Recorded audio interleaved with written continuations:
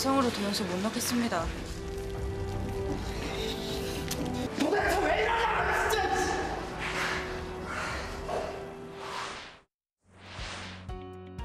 드라마 속 이야기지만 수전증은 우리 생활에 많은 불편을 줍니다. 수전증은 손이 떨리는 것이지만 사실 뇌 기능에 문제가 생겨 발생하는 질병인데요. 100명 중 5명에게 나타날 정도로 수전증은 우리 주변에서 흔히 볼 수 있는 증상입니다. 출동 건강한 담화, 건담에서는 수전증의 원인과 그 치료 방법에 대해서 알아봅니다.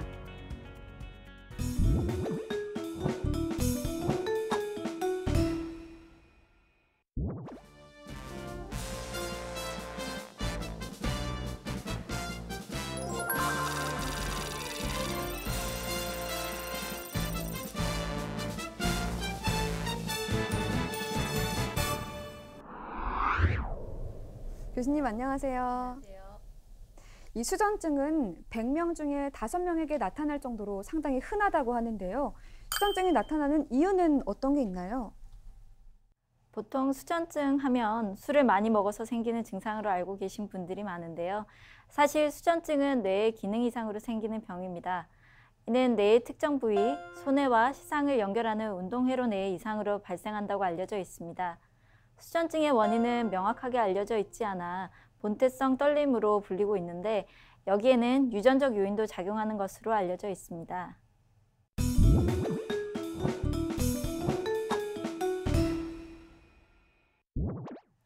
부모가 떨림 증상이 있을 경우 자녀에게도 발생할 위험이 50% 정도 됩니다.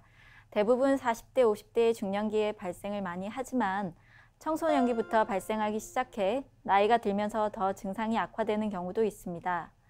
물론 본태성 떨림을 진단받았다고 해서 무조건 치료를 하는 건 아닙니다. 일상생활에 불편함이 많을 경우 베타 차단제나 근이완제, 신경안정제 등의 약물로 치료해 볼 수 있습니다.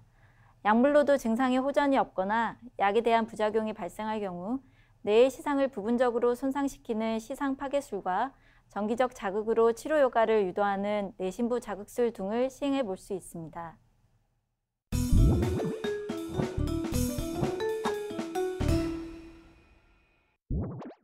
손떨림 증상이 있다고 해서 모두 본태성 떨림은 아닙니다.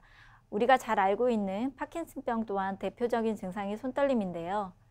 하지만 본태성 떨림과 파킨슨병은 분명한 차이가 있습니다. 수전증 환자는 가만히 있을 때는 정상이지만 식사를 하려고 하거나 손으로 뭔가를 하려고 하면 떨림이 시작됩니다. 하지만 파킨슨병 환자는 오히려 가만히 있을 때는 손이 떨리고 손으로 무엇인가를 하려면 떨림이 증상이 사라집니다. 또한 수전증은 시간이 지난다고 해서 무조건 악화되는 병이 아니지만 파킨슨병은 적절한 치료를 받지 않으면 운동장애가 점점 심해져 혼자 걷기 등의 일상생활을 하기 힘들어집니다. 파킨슨병은 뇌에 도파민이라는 신경 전달 물질이 생성되지 않아 발생하는 병으로 1차적으로 부족한 신경 전달 물질을 보충해주는 약물 치료를 실시합니다. 네, 지금까지 손떨림 증상이 왜 나타나는지 그리고 본태성 떨림과 파킨슨병은 어떤 차이가 있는지 알아봤는데요. 그럼 지금부터 OX 퀴즈를 통해 더 정확한 정보들을 알아보도록 하겠습니다. 먼저 첫 번째 질문입니다. 음주로 수전증을 치료할 수 있다. O일까요? X일까요?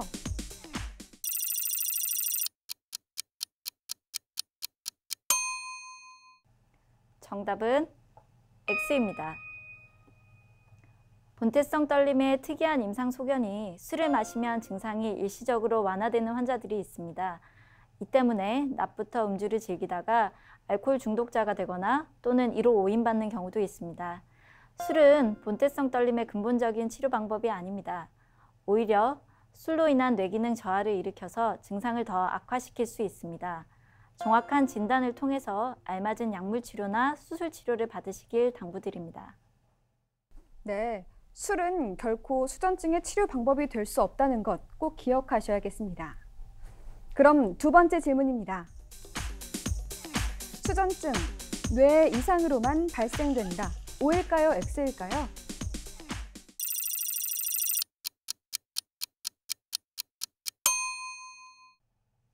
정답은 X입니다.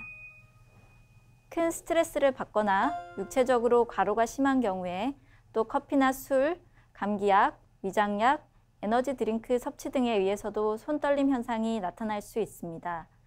대부분의 경미한 떨림은 일시적인 심리 상태나 육체 상태 변화에 따른 것으로 대부분 자연호전이 되기 때문에 심각한 병에 걸린 것은 아닌지 고민하실 필요는 없습니다.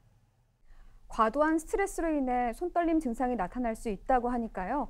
마음을 편안하게 먹으시는 게 좋겠습니다. 그럼 마지막 질문입니다. 손떨림은 뇌졸중의 전조 증상이다. O일까요? X일까요?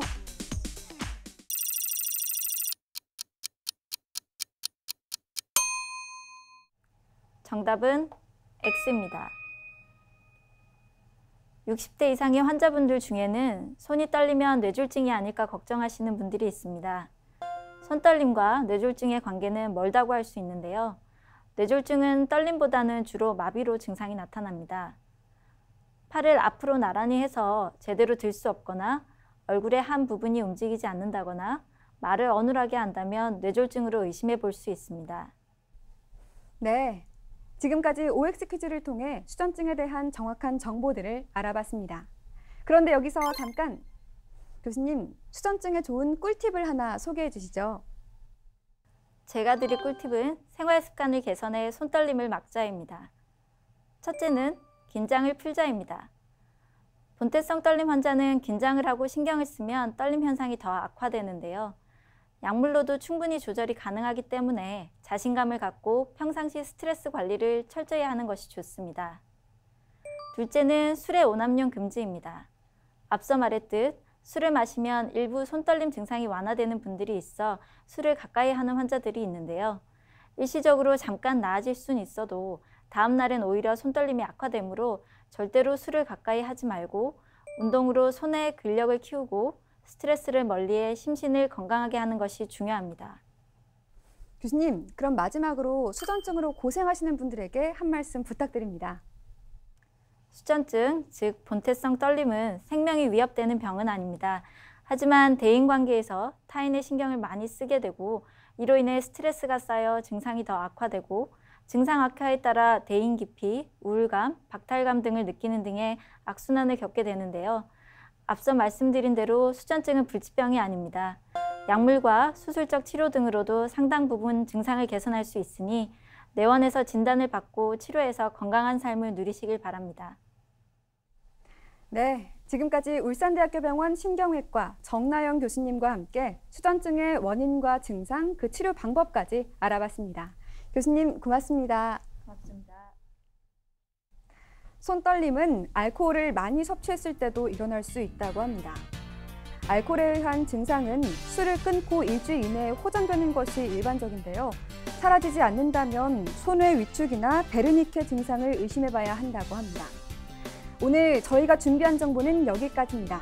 올 한 해 출동 건강한 담화를 사랑해주신 시청자 여러분, 감사합니다.